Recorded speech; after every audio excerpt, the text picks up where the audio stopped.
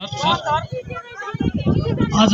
यो बंगलाचुली गाउँपालिका कप खेलकुद प्रतियोगिताको सभाध्यक्षताको आसन ग्रहण गरिरहनुभएका हाम्रो यस बंगलाचुली गाउँपालिकाका आदरणीय अध्यक्षज्यू, यस कार्यक्रमको प्रमुख अतिथिको रूपमा आसन ग्रहण गरिरहनुभएका नेपाल सरकारका पूर्व मन्त्री, नेपाली कम्युनिस्ट पार्टीकै केन्द्रीय सदस्य आदरणीय दिदी रेखा शर्माज्यू, यस कार्यक्रमका विशिष्ट अतिथि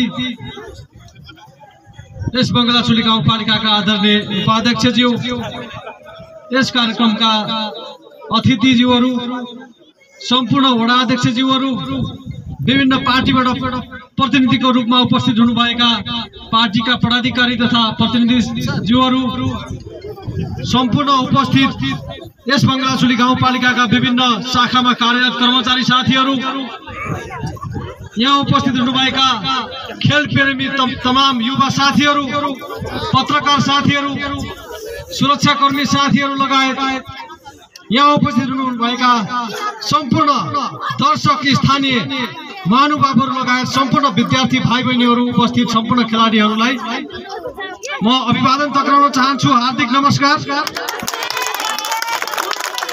आज हाम्रो यो बंगलाचुली गाउँपालिका बंगलाचुली कप ऐतिहासिक खेलकुद कार्यक्रमको उद्घाटन समारोहमा छौं। यो कार्यक्रममा म यस कार्यक्रमका प्रमुख अतिथि,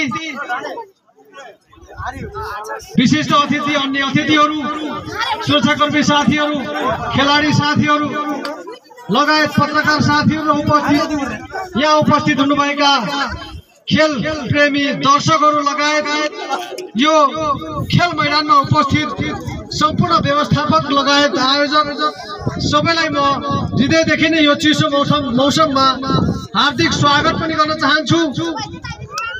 हामी यो बंगलाचुली कप चाहिँ विगतको वर्षहरूमा हामीले वर्षको अलि अन्त्यतिर चाहिँ हामीले आयोजना गरिरहेका थियौं, तर त्यो वर्षको अन्त्यतिर आयोजना गर्दै गर्दा धेरै युवा साथीहरूको उपस्थिति अलि नहुने भएको कारणले गर्दा यो चाड पर्वको समयलाई हामीले चाहिँ अलिकति मध्यनजर गरेर यो हाम्रो दशैं तिहार चाहिँ सकिँदै लगत्तै चाहिँ हामीले चाहिँ अहिले अलि छिटो समय चाहिँ हामीले चाहिँ बंगलाचुली कप यो उद्घाटन गरेका छौं। बंगलाचुली गाउँपालिकाले यो उद्घाटन कार्यक्रम हामी आज उद्घाटन गरिरहेका छौं र यो कार्यक्रमलाई सभ्यतापूर्वक भव्य र सभ्य तरिकाले चाहिँ हामीले यो कार्यक्रमलाई अगाडि बढाउने छौं र म खेलाडी भाइ बहिनीहरूलाई म आग्रह गर्न चाहन्छु, यो खेलकुद कार्यक्रम चाहिँ वास्तवमै यो 3-4 वटा कुराहरूले बडो महत्त्वपूर्ण चाहिँ राख्छ स्थान। खेलकुदले चाहिँ हामीलाई स्वस्थ बनाउने कुरा रह्यो, हामी शारीरिक रूपमा मानसिक रूपमा स्वस्थ हुने कुरा एउटातिर छ भने हामीले नेतृत्व विकास गर्ने कुरा छ। हामीले चाहिँ यहाँ 8 वडाका चाहिँ युवा साथीहरू, विद्यार्थी साथीहरू, भाइ बहिनीहरू यहाँ उपस्थित हुनुहुन्छ। तपाईहरुको बीचमा चाहिँ एउटा अन्तर सम्बन्ध स्थापना गर्ने, तपाईहरुको बीचमा एउटा सौहार्दपूर्ण वातावरण, यहाँ चाहिँ साथीत्व स्थापना गर्ने पनि यो चाहिँ एउटा कડીको रूपमा चाहिँ मैले लिएको छु। बंगलाचुली गाउँपालिकामा चाहिँ यस्ता खेलकुदहरू चाहिँ विभिन्न समयमा चाहिँ आयोजनाहरू भइरहेका छन्। वडा स्तरमादेखि अहिले चाहिँ यो पालिका स्तरमा पनि आयोजना भइरहेको छ। बंगलाचुली गाउँपालिका चाहिँ खेलकुदको क्षेत्रलाई चाहिँ संस्थागत गर्न र चाहिँ खेलकुदको क्षेत्रबाट चाहिँ बंगलाचुलीलाई चिनाउनको निमित्त यो आवश्यक छ भन्ने ठानेरै बंगलाचुली गाउँपालिका यसमा प्रयत्नशील छ, लागिरहेको छ। युवा साथीहरूलाई चाहिँ उत्तमशीलता सँगसँगै नेतृत्व विकास, क्षमता विकास र यहाँहरूको चाहिँ उत्तरदायित्व विकासको निमित्त, यहाँहरूको चाहिँ त्यो क्षमता विकासको निमित्त चाहिँ बंगलाचुली गाउँपालिकाले यस्तै प्रकारका खेलकुद लगायत अन्य विभिन्न कार्यक्रमहरूमा यहाँहरूलाई स्थान दिने गरिरहेको छ। र म युवा साथीहरूलाई के भन्न चाहन्छु भने तपाईहरुले चाहिँ यो खेल अवधिभर तपाईहरुले स्वस्थ प्रतिस्पर्धाका साथ तपाईहरुले अनुशासित पूर्वक, मर्यादित पूर्वक खेलकुद खेल्नु हुनेछ। आफ्नो चाहिँ प्रतिभालाई यहाँहरूले चाहिँ देखाउनु हुनेछ।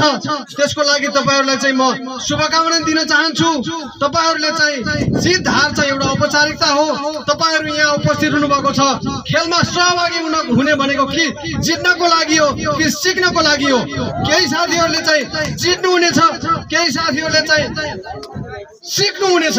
यो खेलबाट तपाईहरुले चाहिँ सिकेर आगामी दिनमा उत्कृष्ट प्रदर्शन गर्दै बङ्गला चुलीबाट मात्रै होइन तपाईहरुले राष्ट्रिय स्तरसम्म चाहिँ खेलकै माध्यमबाट चाहिँ तपाईहरुले चिनाउनु हुनेछ भन्ने कुराहरुमा राख्दै यहाँहरुको उज्जवल भविष्यको कामना गर्दै यो खेलकुदको यो कार्यक्रम चाहिँ भव्यतापूर्वक सफलतापूर्वक शुभकामना सम्पन्नको लागि शुभकामना दिँदै म प्रमुख अतिथि लगायत विशिष्ट अतिथि यहाँ उपस्थित हुनुभएका तमाम आदरणीय युवा साथीहरु लगायत सम्पूर्ण खेलप्रेमी साथीहरुलाई चाहिँ पुनः चाहिँ म हार्दिक स्वागत गर्दै म आफ्नो छोटो मन्तव्य यहीँ गर्छु। धन्यवाद। जय नेपाल। नमस्कार।